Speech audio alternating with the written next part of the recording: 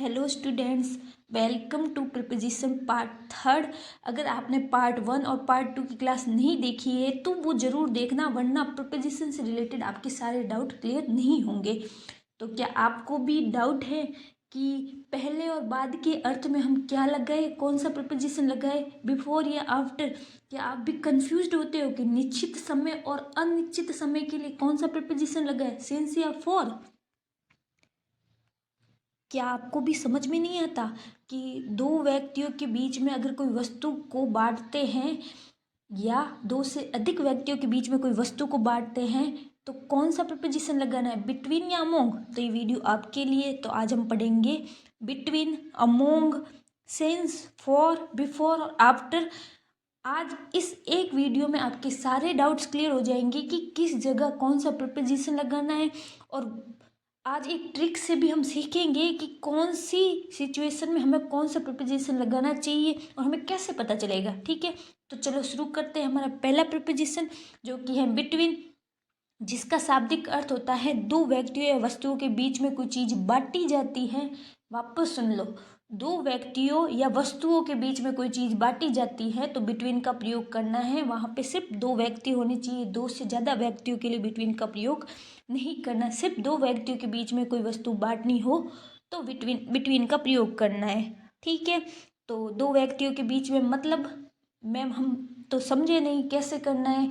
तो एग्जाम्पल के लिए डिस्ट्रीब्यूट यानी बांट दो the pen between Sita and Vimla.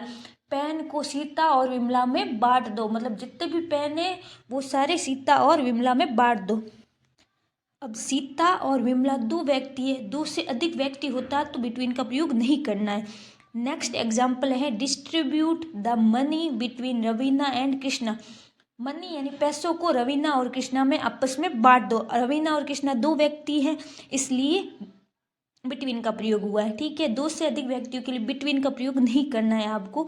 दो से अधिक व्यक्तियों के लिए हमारा सेकंड प्रीपोजिशन है अमोंग, जिसका भी शाब्दिक अर्थ होता है बांट देना, लेकिन वो दो व्यक्ति नहीं, दो से अधिक व्यक्ति या वस्तुओं के बीच वस्तुओं के बारे में अगर कोई बात हो तो अमोंग का प्रयोग करना है, दो या अधिक व्यक्तियों के बीच में बांटने के अर्थ में। ठीक है, मतलब दो से अधिक व्यक्ति हो तब अमोंग का, दो व्यक्ति हो तो आपको बिटवीन का प्रयोग करना है। ठीक है, एग्जाम्पल के लिए she come and distributed apple among 10 student. वो आई और उसने बांट दिए एप्पल्स 10 बच्चों में, 10 स्टूडेंट्स में। ठीक है, अगर यहाँ पे दो स्टूडेंट होते तो आपको बिटवीन का प्रयोग करना है।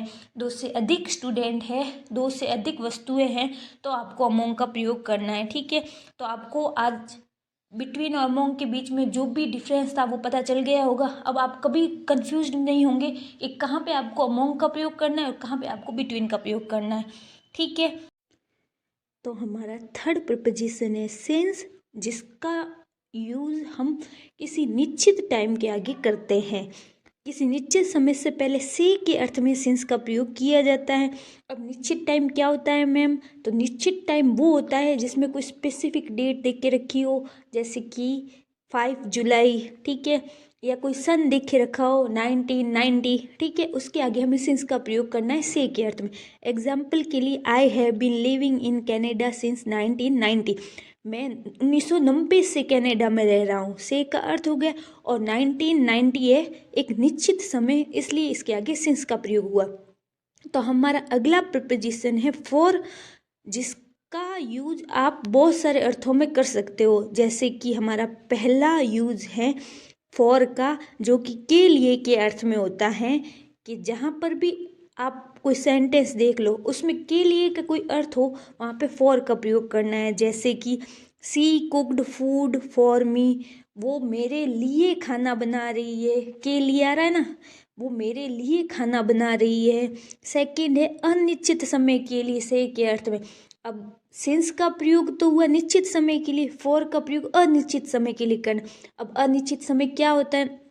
अनिश्चित समय होता है 2 घंटे, 4 दिन, 5 दिन। तो कौन से 2 घंटे, कौन से 4 दिन, वो नहीं पता होता ना, उसे अनिश्चित समय कहते हैं। एग्जाम्पल के लिए she has been studying book for 2 hours, वो 2 घंटे से किताब पढ़ रही है। अब कौन से 2 घंटे से किताब पढ़ रही है वो नहीं पता ना, लेकिन 2 घंटे से पढ़ रही है, इसलिए से के अर्थ में फॉर का प्रयोग हुआ।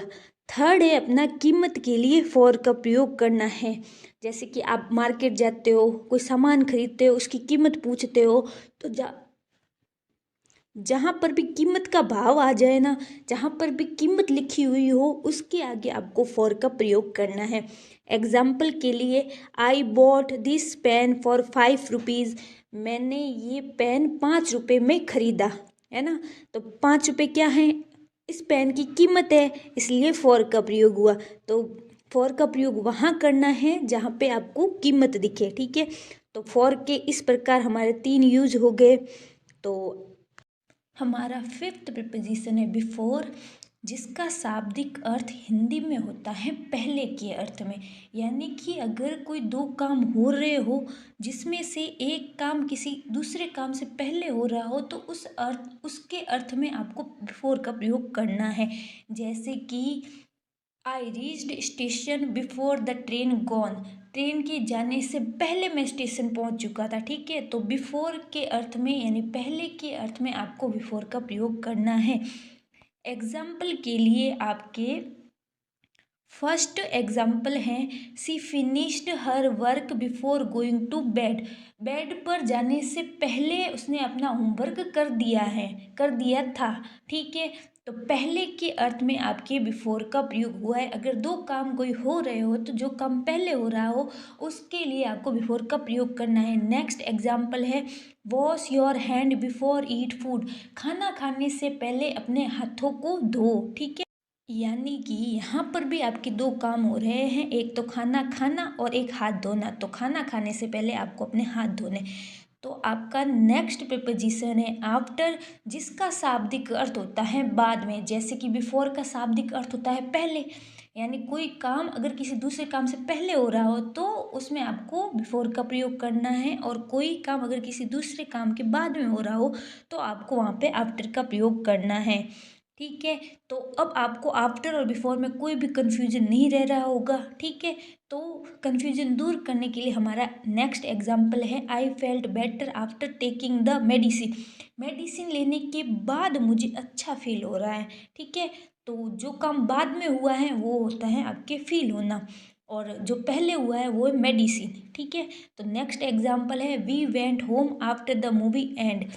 हम मूवी ख़त्म होने के बाद घर पे आए, ठीक है। तो पहले क्या हुआ था, मूवी ख़त्म हुई थी, उसके बाद आप घर पे आए थे। तो अब आपके लिए एक क्वेश्चन है जिसका आंसर आपको कमेंट में करना है। ये बहुत बुरी बात है कि अगर आपको कोई आंसर आता है और आप उसको कमेंट में नहीं लिखते हो, ये सोचकर कि कहीं मेरा ये आंसर गलत हो गया है। तो नहीं, ये एजिटेशन दूर करो। तो हमारा ये क्वेश्चन है आपके लिए, जो कि है, the teacher explain the topic dash dash dash the bell rang. Teacher ने टॉपिक को एक्सप्लेन कर दिया था, बेल बजने से पहले या बाद में, ही आपको सोचना है। तो अब हम करेंगे क्विक रिवीजन, ठीक है। तो हमारा पहला प्रपोजिशन था बिटवीन, जिसका शाब्दिक अर्थ होता है दो व्यक्तियों के बीच में अगर कोई चीज़ बांटनी हो या कोई वस्तु का बंटवारा करना हो, सिर्फ दो व्यक्तियों के बीच में, तो बिटवीन का प्रयोग किया जाता है। सेकंड है अमोंग, जिसका प्रयोग बंटवारे के अर्थ में ही होता है लेकिन दो या दो से अधिक व्यक्तियों के बीच में। थर्ड प्रिपोजिशन है हमारा सिंस, जिसका यूज आपको निश्चित समय के लिए करना है। जैसे कि कोई निश्चित डेट हो या कोई निश्चित सन हो तो सिंस का प्रयोग। फॉर का प्रयोग आपको अनिश्चित समय के लिए करना है, जैसे कि फॉर 2 days, 2 hours, ठीक है। और आपके फॉर का अर्थ एक और होता है जो कि है के लिए के अर्थ में। तो हमारा सिंस और फॉर कंप्लीट। आगे है हमारा बिफोर, जिसका अर्थ होता है पहले के अर्थ में, यानी कोई चीज़ पहले हुई हो तो आपको बिफोर का प्रयोग करना है। सिक्स्थ प्रिपोजिशन है आफ्टर, यानी अगर दो काम में से एक काम बाद में हुआ हो तो आफ्टर का प्रयोग करना है। तो कैसी लगी आज की क्लास, कमेंट में ज़रूर लिखना। अगर आपको कोई भी डाउट हो या कोई और टॉपिक पढ़ाना हो तो वो भी कमेंट में ज़रूर लिखना। और अगर आज की क्लास आपको पसंद आई हो तो प्लीज़ लाइक करना, सब्सक्राइब करना और अपने दोस्तों के साथ शेयर ज़रूर करना, और मुझे बताना कि आपका एक्सपीरियंस कैसा रहा।